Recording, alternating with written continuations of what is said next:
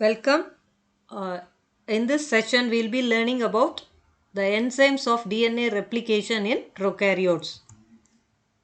To replicate DNA in prokaryotes, so many different enzymes are required.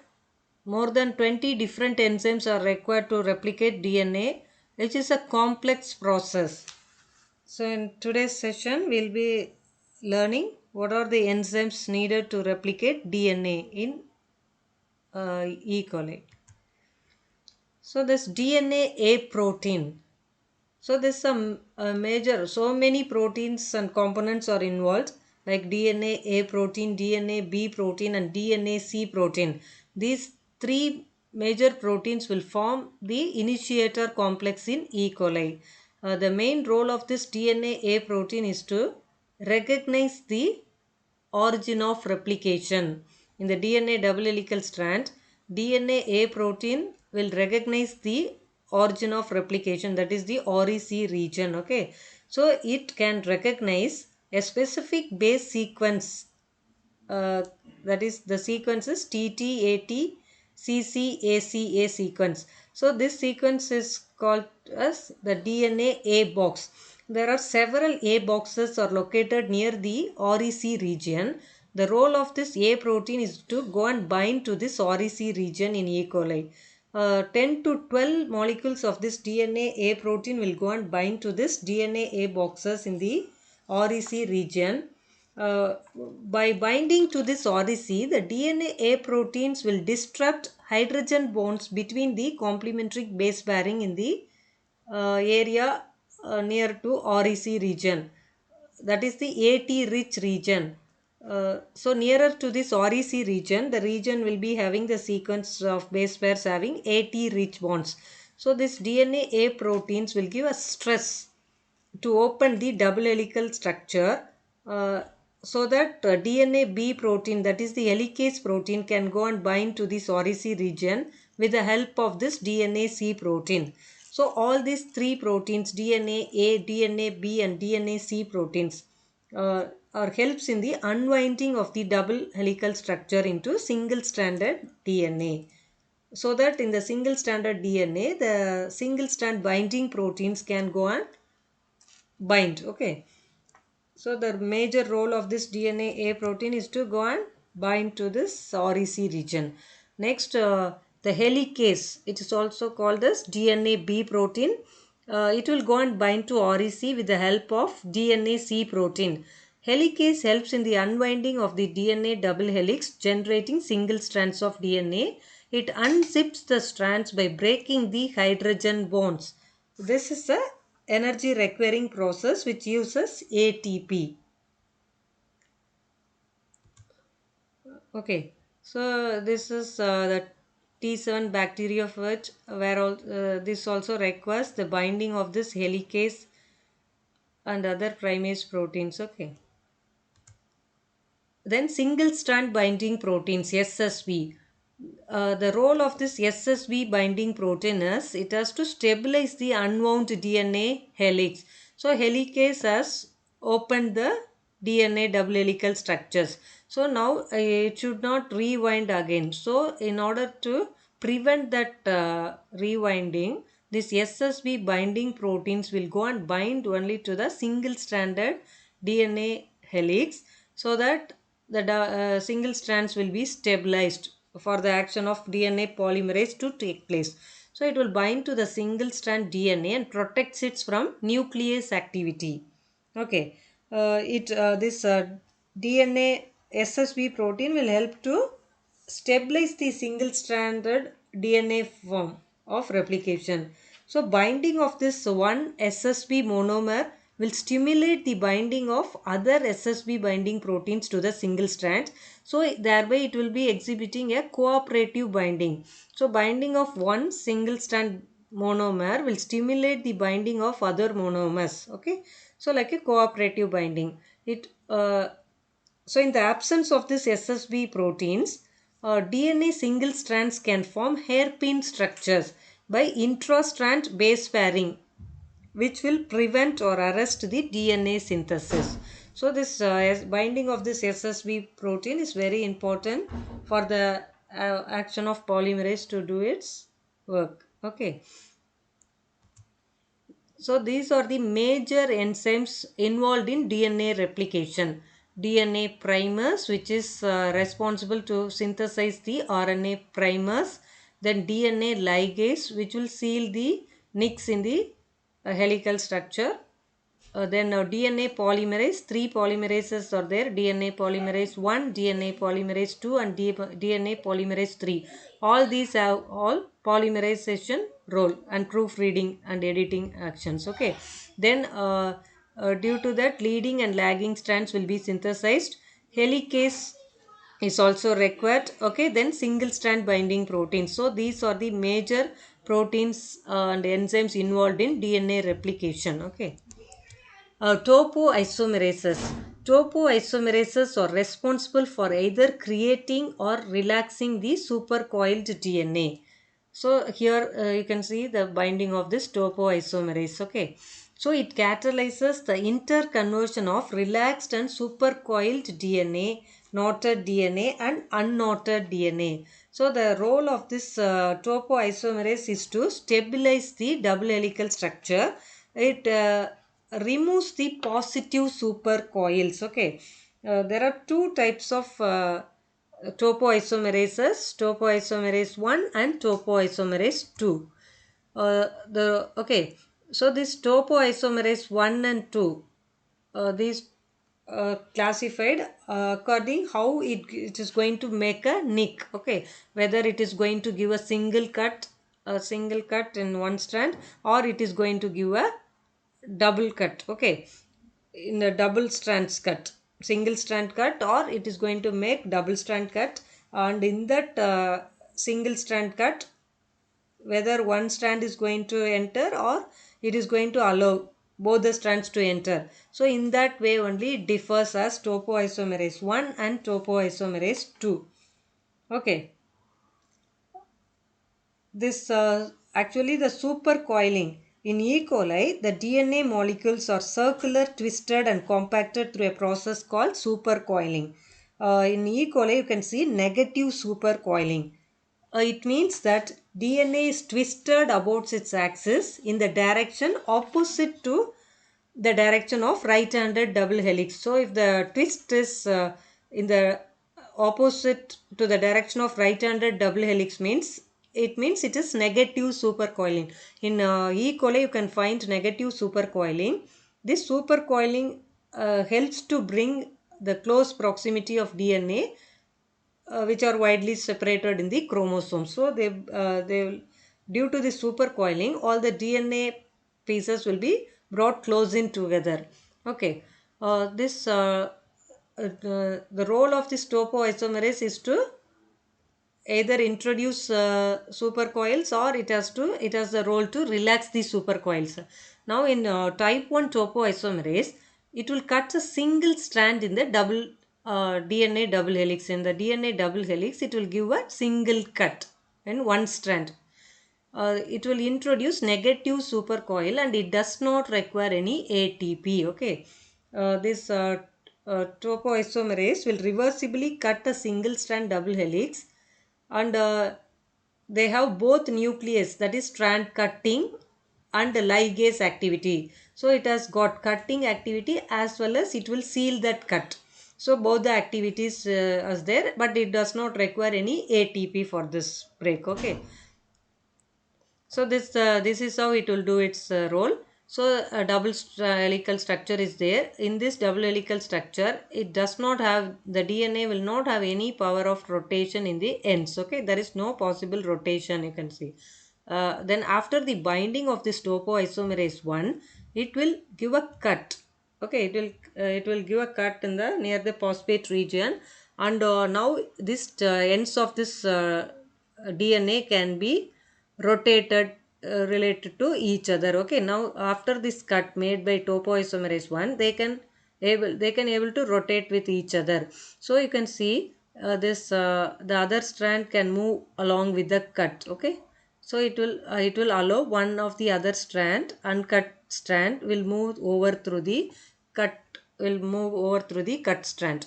So thereby it creates a replication fork. Okay, you can see it gives a stress or coil super negative. Okay, it gives a negative super, it is introduced, it is able to introduce negative super coils. Okay, and a reformation of this phosphodiester bond and a resealing of this bond, no, it will make the once again the DNA double helical structure will be reformed, and topoisomerase will be released out. Okay, this is how it will introduce supercoils.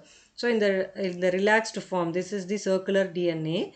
This topoisomerase 1 is giving a single cut, so that it will the other strand can move over it. Okay, it can move, it can have the ability to rotate it, so it will have a twist, it can give a single twist producing a supercoil. Okay, then topoisomerase type 2.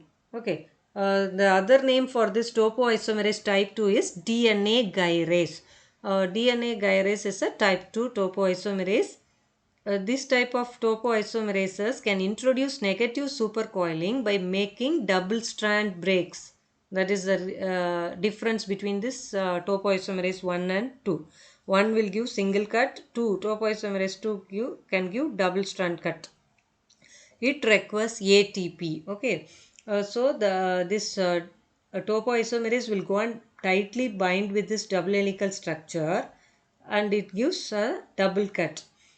The enzyme then causes a second stretch in the DNA double helix to pass through the break, and finally it will reseal the break. Okay, so here this DNA, it will before it is giving a cut, it will twist the DNA twice.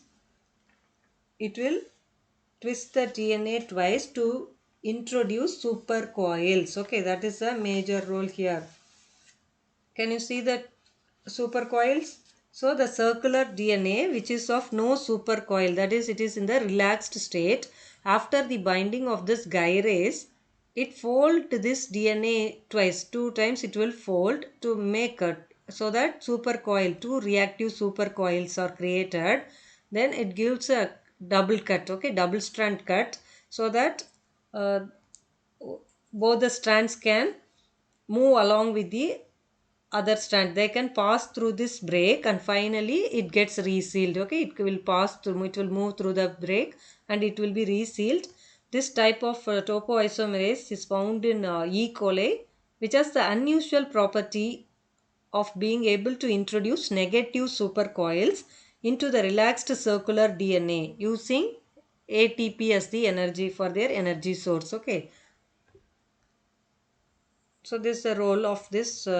Then one more property of this topoisomerase 2 is it can also terminate the DNA replication by separating the two daughter chromosomes. Okay, many antibiotics like nalidixic acid, novobiocin, then other antibiotics, bacterial antibiotics like many antibiotics like quininols, then ciprofloxacin, saprofloxacin, levofloxacin, then norfloxacin. All these antibiotics works based on this inhibiting action of this DNA gyrase. Okay, these bacterial antibiotics will inhibit this topoisomerase. That way, it will terminate the DNA replication and separate the two daughter chromosomes. Okay, so this is how it can also introduce negative supercoiling, as well as it is used to terminate the DNA replication. DNA G. Okay, this is also called primase. So these primases can initiate DNA replication by polymerizing RNA primer of approximately 5 to 11 nucleotides in length from a single standard DNA template which have a free 3-OH. Okay, so that DNA polymerase can add nucleotides to the 3' end of the existing chain. So before this RNA primers are synthesized, DNA polymerase cannot do its action. It cannot add any nucleotide in the 5' end. It can add only nucleotide only in the 3' end. So it needs 3-OH, free 3-OH. It is created by this primase enzyme, DNA G primase, which has the ability to polymerize 5 to 11 nucleotides of RNA primers, okay, which will have free 3-OH. To this DNA polymerase can attach further nucleotides and elongate the chain, okay. Many RNA primers are frequently synthesized at the replication fork in the lagging strand, and only one primer is seen in the leading strand.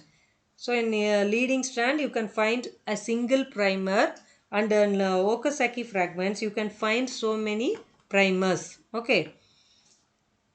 Many primers will be there to synthesize this DNA. This DNA polymerase alpha also has this primase activity, okay. These RNA primers are short fragments of RNA containing 5 to 10 nucleotides in length, okay. Since RNA polymerases cannot start the DNA synthesis without a primer, DNA replication requires RNA primers which are synthesized only with the help of this DNA G primase enzyme. DNA polymerase, okay. There are three types of DNA polymerases: DNA polymerase 1, DNA polymerase 2, and DNA polymerase 3. DNA polymerase 3, which is encoded by the gene POL-C. Okay, it is responsible for synthesizing the leading as well as the this DNA polymerases together are responsible to synthesize the leading and lagging strand. A new DNA strand can only elongate in the 5' to 3' direction. Always the direction of synthesis will be from the 5' to 3' end. Okay. This DNA polymerase can add only at the only nucleotides only at the 3' end. The free, it requires free 3' end. So for the at this initiation time, RNA primers will provide that free OH end, to which the DNA polymerase 3 can elongate the chain, okay. The advancement of the replication fork will cause positive supercoiling in the unreplicated portions. That's DNA replication is continuous in the leading strand, and it is discontinuous in the other strand, that is the lagging strand or the Okazaki fragments. This DNA polymerase 3 is composed of many subunits. Totally 12 subunits are there, which are the subunits of DNA polymerase 3. It has got alpha, beta, gamma, delta, then epsilon, chi and psi, okay. So the alpha subunit, it is encoded with the gene DNA E, okay, POL-C. This gene is POL-C. The major role of this alpha subunit is polymerization of DNA, okay. Then theta subunit. Theta subunit is encoded in the gene HOL E, HOL-E gene.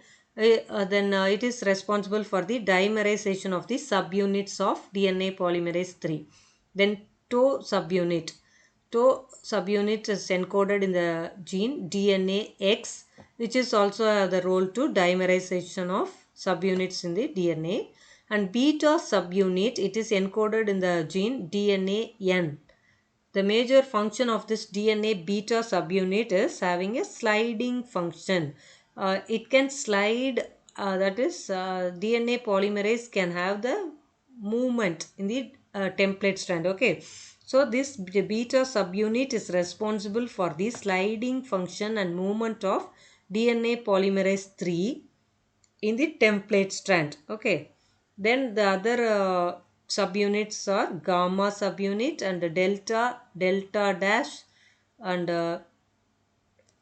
chi subunit, okay. This stands for chi subunit, and this is for psi, okay.